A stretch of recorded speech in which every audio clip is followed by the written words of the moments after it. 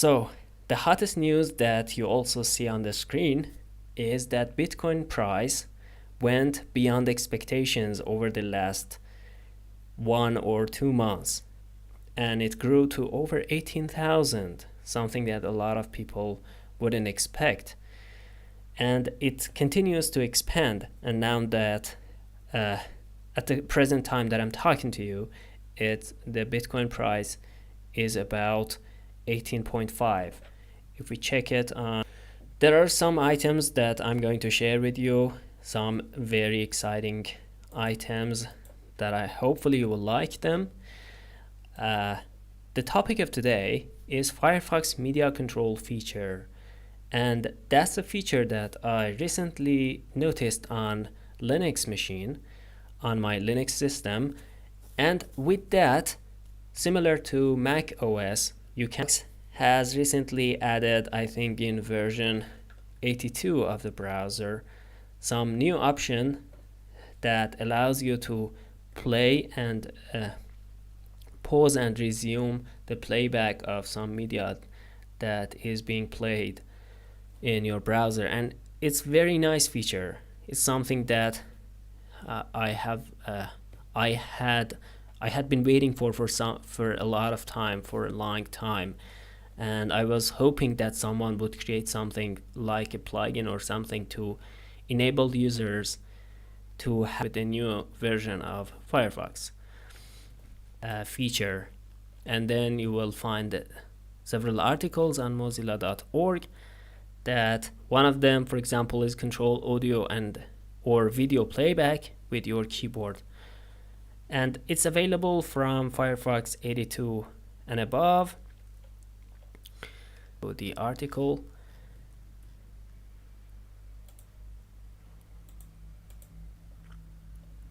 As you can see, press your playback those as well.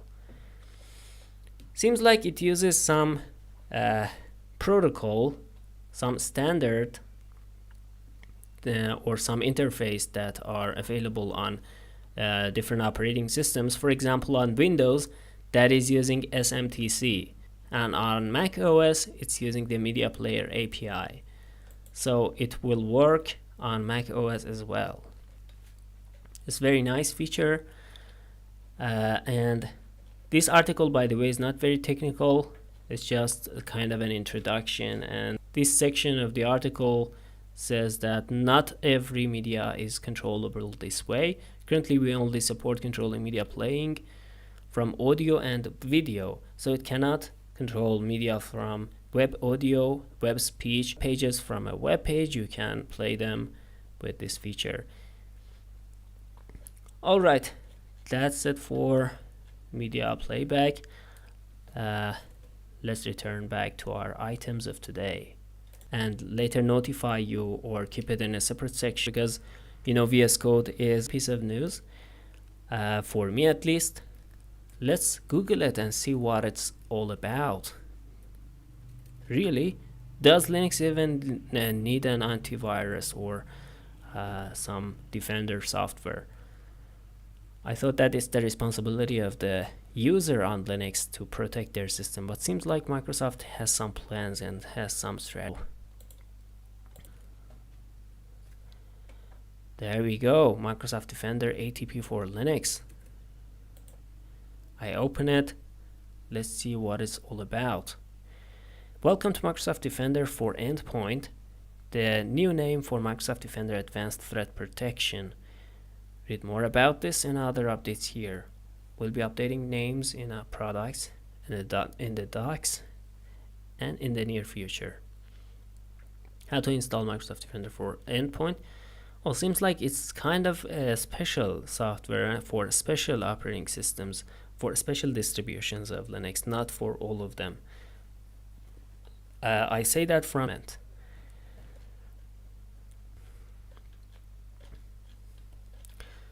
So I don't really know what kind of protection it provides. If someone knows more about this, I would appreciate it if they leave some comment and explain more what this endpoint part means and do Linux operating systems really need this kind of software, and this software specifically for protection? All right, the rest of our items. The article of the week, I found an interesting article about PHP 8, and you can find it on stitcher.io. The null safe operator, and this null safe operator, I think I have had some familiarity with it already. I found it, I saw that in some codes, used in some codes, and it's something like, if we search it, let me show that on PHP website. It's the best way to showcase how it works actually. php.net, and if you open the PHP 8 features, let's look for the features page. PHP wiki page, PHP 8, about the PHP. Okay, this is PHP 8 preparation tasks, and oh, it's in release candidate, so soon we will have PHP 7 and PHP 8 available for download, and this stable version, and that's very nice. All right, very nice.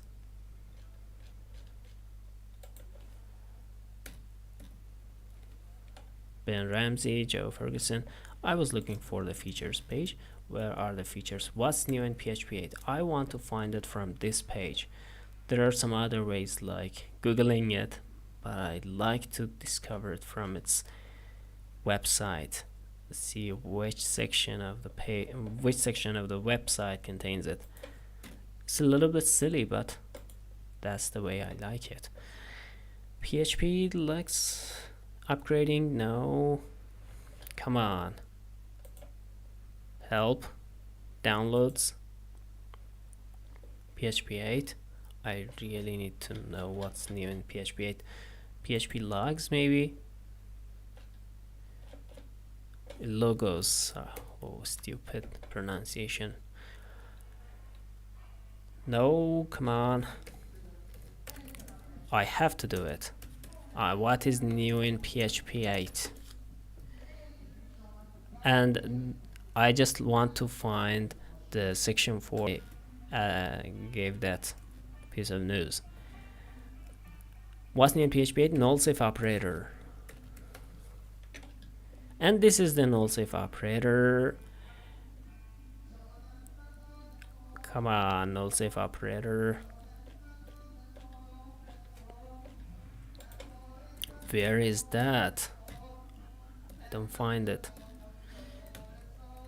It's something like this.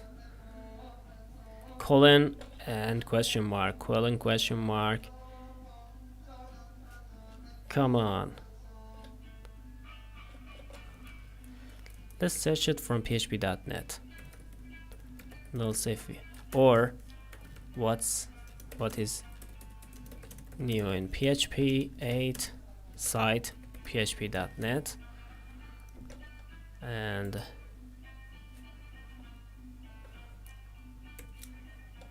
new features,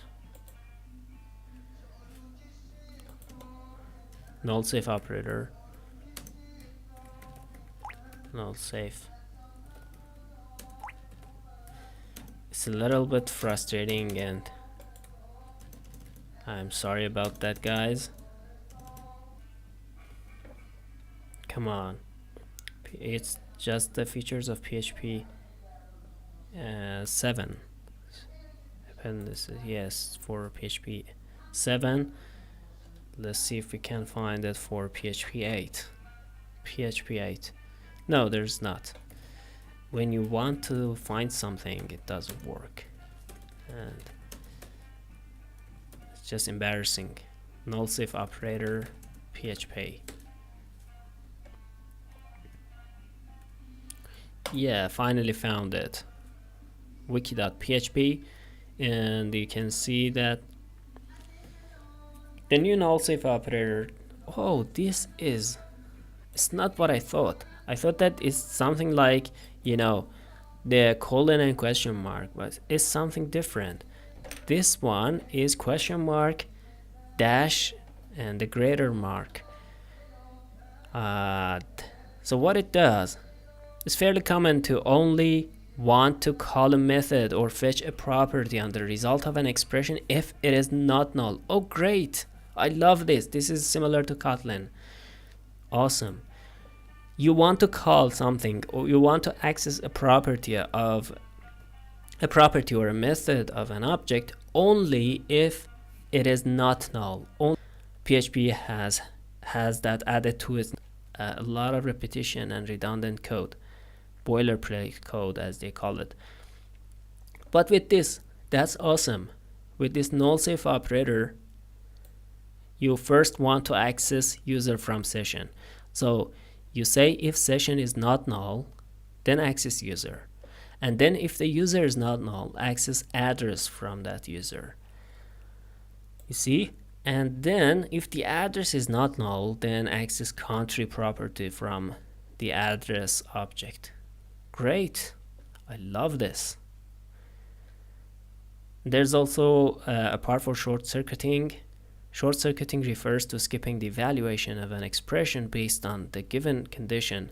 And yes, this short circuiting means that for example, in this example, since we have null in the beginning of this expression and then it is followed by the null safe operator, this means that this will never be non-null. Therefore, foo bar bars will never be called and accessed. Two common examples are the operators and or. There are three ways the null safe operator could implement short circuiting. We'll look at this same code snippets for every option. Short circuiting for neither method arguments nor chained method calls. For neither method arguments nor chained method calls. The complete lack of short circuiting currently only found in hack. I don't understand this one exactly. Short circuiting for method arguments but not chained method calls. For method arguments, not short but not chained method calls. Yeah, I think this is the same thing we saw here. Kind of short circuiting, because since the first part is never true, then we know that the further parts of it are never called and never executed. Short circuiting for both method arguments and chained method calls. So these are chain method calls and this one is method argument. This is what this part of the article means, I think. All right. Great. That's a very nice feature from PHP's new version. I like it. Let's go back to our items.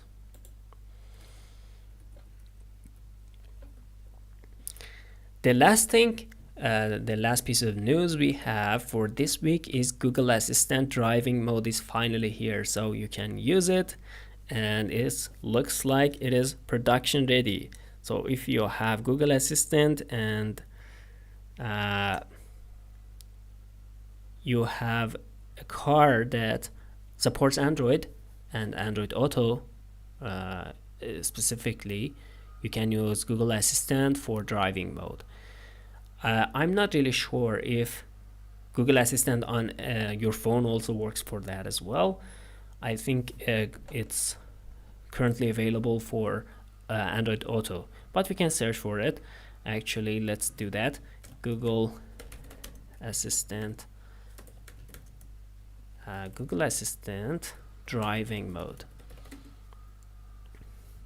And if you are still curious about Bitcoin, I have something to tell you. Just be patient. The last item will be about that and why Bitcoin is increasing and why we have seen a lot of recent surge in the Bitcoin price. But before that, let's see that article about the driving mode. And I'm gonna open an article from Google's website for that.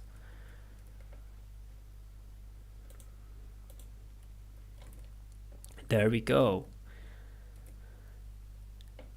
Assistant driving mode helps you get things done while you navigate with Google Maps. With assistant driving mode, you can read and send messages, make calls, and control media with your voice without leaving Google Maps navigation. Wow, that's awesome. But what you will need an assistant notification on to get message notifications. This is optional, of course.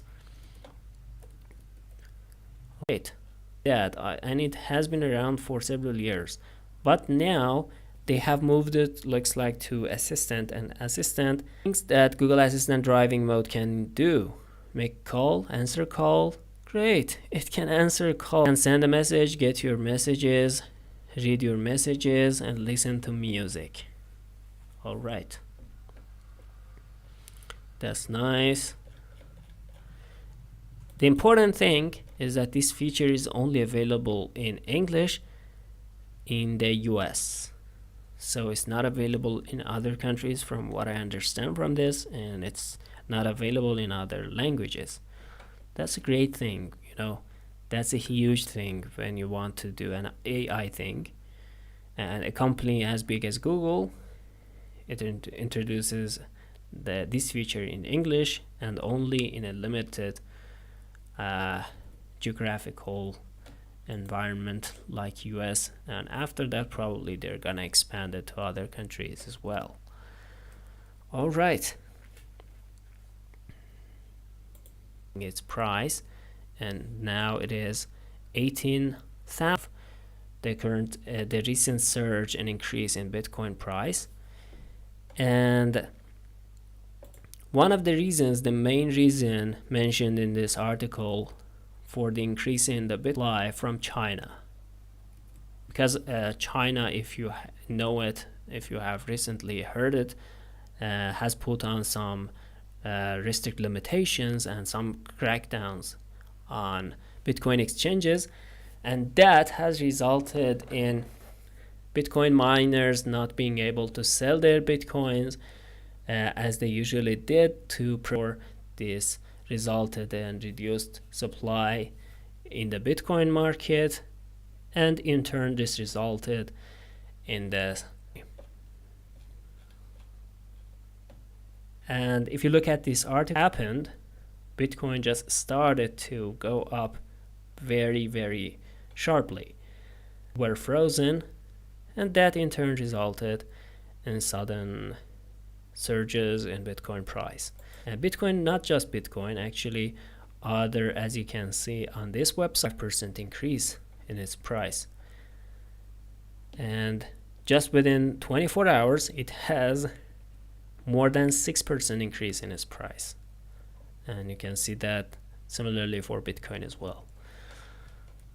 And all of those other cryptocurrencies are also positive and increasing, like Chainlink's button. If you liked it, let me know what you think of the podcast, and if you have any suggestions, any subjects or topics about technology and programming especially, which is my favorite, please drop a line in the comment section, and we'll try to have a special episode about that. Not just one special episode, we can have more than one, and we can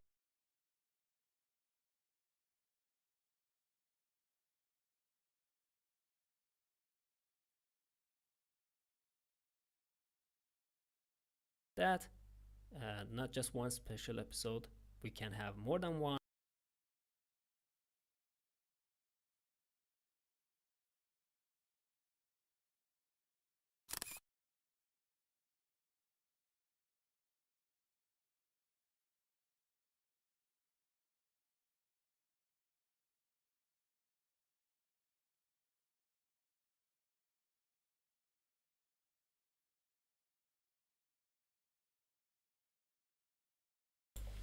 Sorry about the interruption. Stay safe. Goodbye.